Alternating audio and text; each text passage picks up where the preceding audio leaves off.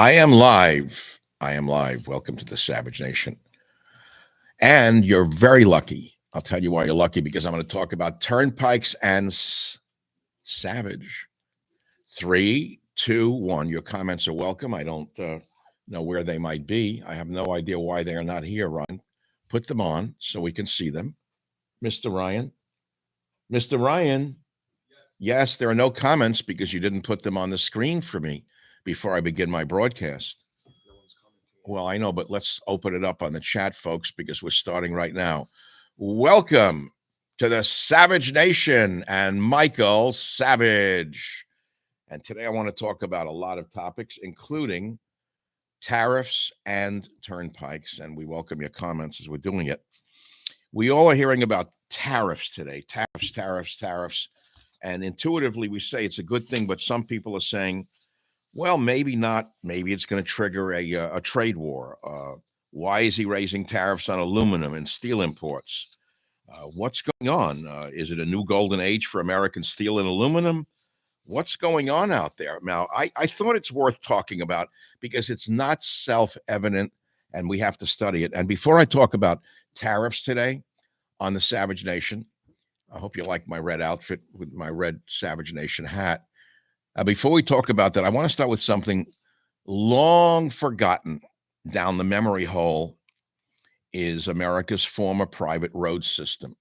It's very important that you have to listen to this because anything with a private component is off the table for Marxists, no matter how much it might help those middle-class working people that the left claims to care so much about. Republicans want to privatize everything, and Democrats want to socialize everything. The Democrats won't even listen to a suggestion to give the private sector a crack at anything. Neither will a lot of Republicans, for that matter. This despite everyone acknowledging that the government has failed on virtually every level. So Trump is now passing what is common sense, and you'll find out today that it's not so novel. Tariffs were part of this country from the beginning. But before I talk about tariffs, I would like to talk about the first 80 or so years after the Constitution was ratified. Did you know that most roads and infrastructure were built just as Donald Trump was suggesting they be built when he was elected the first time? How? By private companies investing their own funds and running them for profit. You heard me right. Now, anyone who's driven in the Northeast has traveled on a turnpike. We've heard the word. We don't even know what it means. But I'll bet not 1 in 1,000 people knows what the word turnpike means. Pike is another word for pole. And the roads are called turnpikes because when they were first built, they were all toll roads run by private companies. I bet you didn't know that. And they'd have a long pole, longer than this. They'd have a long pole, a pike across the road. And when you paid the toll, what did they do?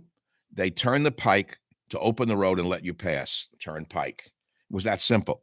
It's similar to the turnstiles at modern subway systems. You pay the fee and the turnstile rotates to let you through.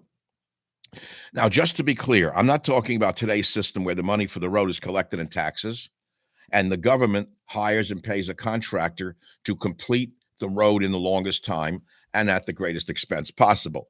I'm talking about private investors funding the road themselves and taking the risk that the revenue generated will provide a return on their investment. That's what I'm talking about. That's what Trump suggested during his first term. That's privatization. That's how roads were built in this country until the Republicans first gained power after the Civil War. I bet you didn't know that. Government infrastructure in general was originally a basic plank of the Republican Party. They had wanted the government to take over roads and infrastructure for generations when many of the founders of the party were Whigs, W-H-I-G-S, Whigs. Many of them wear wigs now. Nobody remembers any of this because all they know about the Republicans in the 19th century is that they ended slavery, which is true. That they fundamentally changed the role of government in infrastructure is largely forgotten. It seems to work for many generations.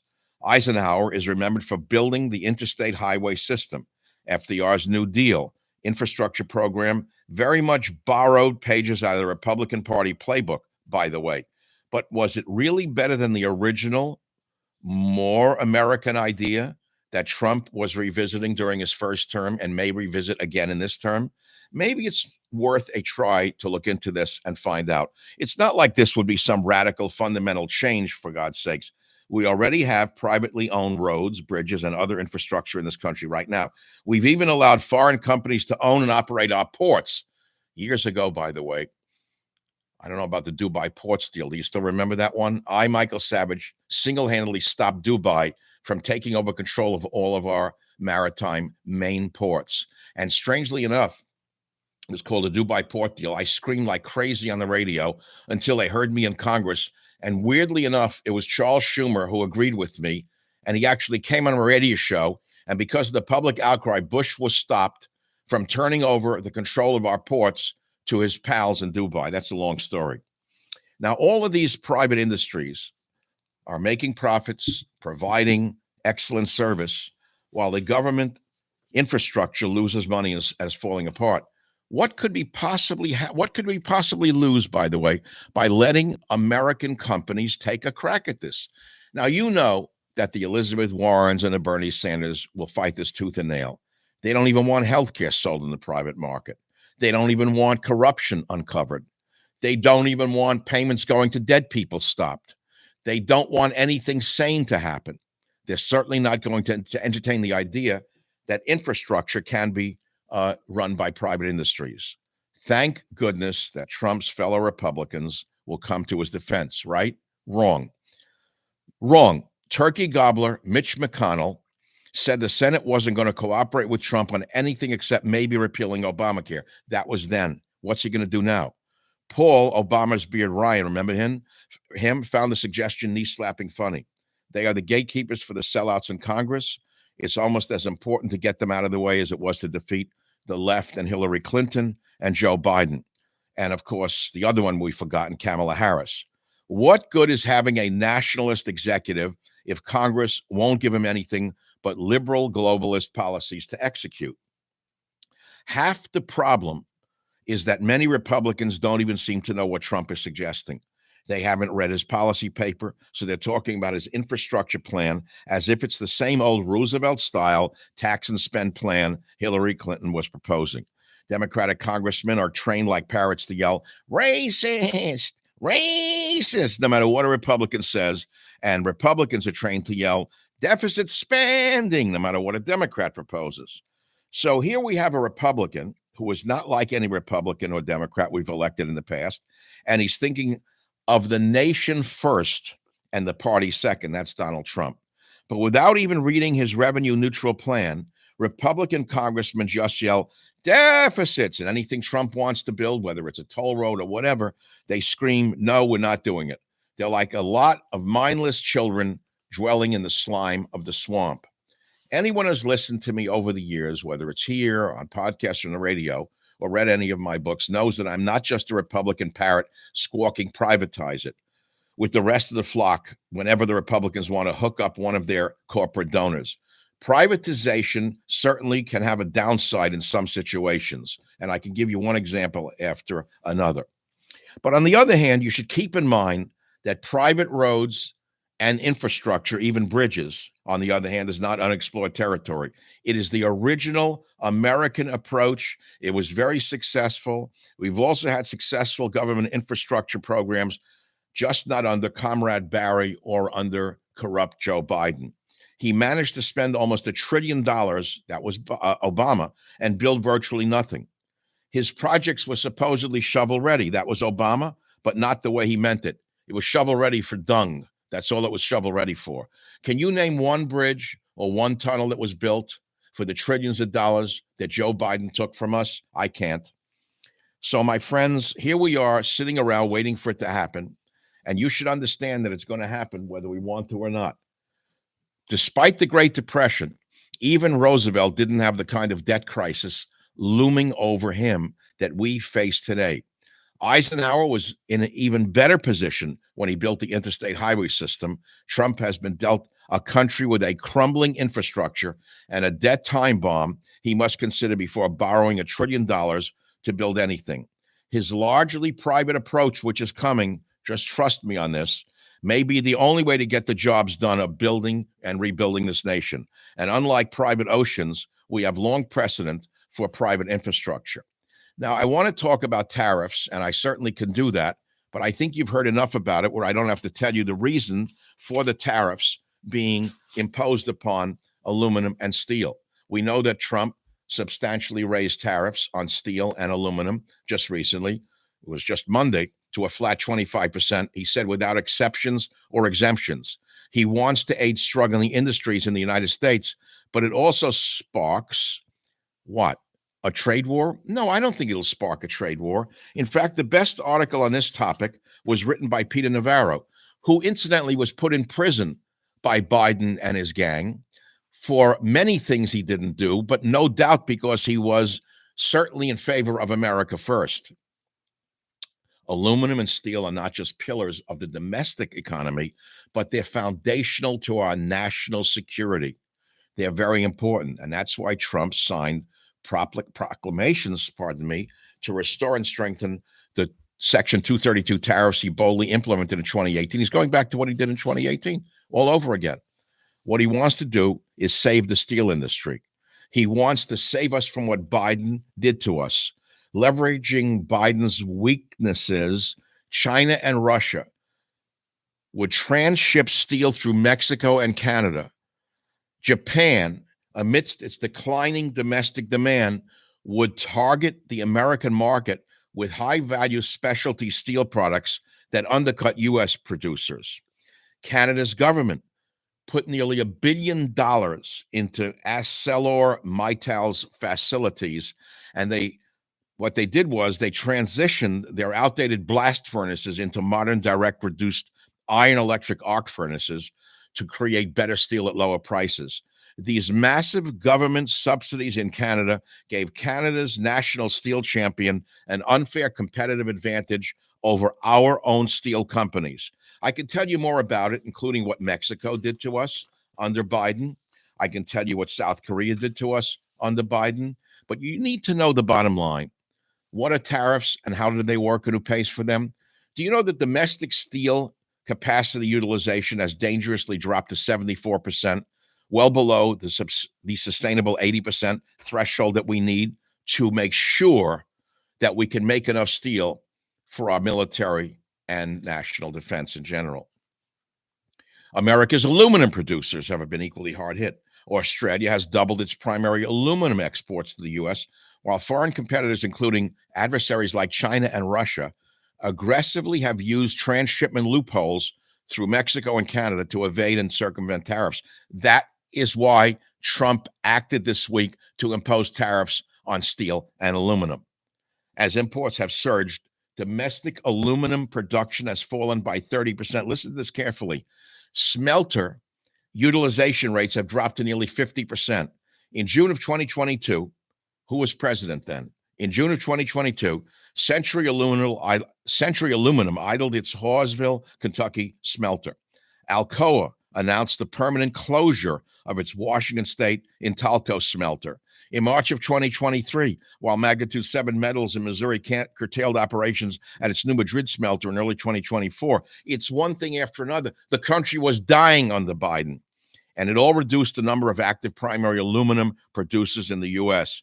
So to strengthen and reinvigorate our pillar steel and aluminum industries, President Trump has reinstated the across-the-board 25% tariff on steel imports and raised the aluminum tariff from 10% to 25%, while eliminating all country-specific exemptions and alternative agreements. You got to hear about China and Russia, because they and other foreign nations, including some you never heard of, were using Canada and Mexico as transshipment hubs. The Trump 2.0 tariffs are going to ensure that all imports, regardless of their processing location, are going to be subject to tariffs through the use of North American melt and pour and smelt and cast standards for steel and aluminum, respectively. I think you've got the picture. Trump is 100% right, okay? The Trump 2.0 tariffs crack down on the shell game of using derivative products to evade tariffs. Countries like China, Russia, and others now ship semi-finished steel or aluminum into Mexico, into Canada, or the EU, where it is lightly processed, and then they get around it. Now, here's the kicker. Before I go on this topic, you're not going to believe this. You ready for this one? Corrupt Ukraine, which can't account for $100 billion of tax dollars, sends semi-finished steel to be processed in Poland, where it is exported as a derivative product to the United States, thereby avoiding Section 232 tariffs and anti-dumping duties. That's your friend Zelensky. That's what's another subtext of this whole story that's going on. So you got to understand, the U.S. Customs and Border Protection will make sure there is nowhere to run and nowhere to hide for the tariff evaders. We're going to be stronger and we're going to be wealthier thanks to Donald Trump. I'm Michael Savage, and I'll be right back with more right here on the Savage Nation. Okay, well, my friends, you've heard that, and I want to thank you for listening. Jimmy says, talk about yourself again. Why should I talk about myself again? I'm having fun. I think I've told you about turnpikes, tariffs. I'm talking to the patriots who elected Donald Trump, who are vowed to take their country back. But who's standing in his way? The stench from the bench is making me clench. The filthy, rotten judges. You couldn't even take their dirty, filthy black cloaks on most of these leftist judges. You couldn't even Martinize them. You'd have to throw them in an aluminum smelter to get the stink out of them. But they're hand in glove with rhinos protecting their interests. There's war profiteers with trillions to lose now that Trump is trying to restore peace. There's a rotten, stinking, corrupt Marxist liberal media who will stop at nothing to lie about Trump and Musk. And let me tell you something. While everyone else was talking about the election, I was looking ahead past the election, and that's what I'm trying to talk about today with you on this particular program. And I've laid out many battle plans for Trump's victory in some of my books, and I hope that you'll continue to watch me on Newsmax TV on Sunday evenings, 5 p.m. on the West Coast and 8 p.m. On the East Coast. Thank you very much for listening. And with God's will and your listenership, Mike shall return. And I'll pass myself the torch this time. Okay? Thank you very much, folks. It is like the days of radio, but much better, because now you could see me, you can smell me, and you can hear me. And by the way, I want you to go to my Twitter feed at a Savage Nation, because I was so happy today to see Musk in the Oval Office with his little kid on his shoulders. And it was the first time there's been a child in the Oval Office in 4 years who didn't worry about being molested. It's pretty amazing. He didn't get touched. He didn't have his hair sniffed. That's because the White House is a cleaner, better place than Donald Trump. And Musk is one of my heroes. He's just great. So I'm going to talk about Musk now for a moment, because this is the right time to do it. I don't know if you know it, but Newsmax TV has a special about Musk. And I was approached to talk about Musk. And I said to them, I don't know the man. I've never met the man. I admire his work, but I don't know him. They said, but Michael, you've been banned in Britain. You're the only American broadcaster who's not allowed to enter Britain because of lies said about you by NewsGuard, by Media Matters, and the others. They said, you know a lot about that. So what you're going to see very shortly is a special about Musk on Newsmax TV. And I am one of the commentators right here on the Savage Nation. Well, thanks for listening to the Savage Nation today. Hope you'll be back next week, same time, same place, with Michael Savage.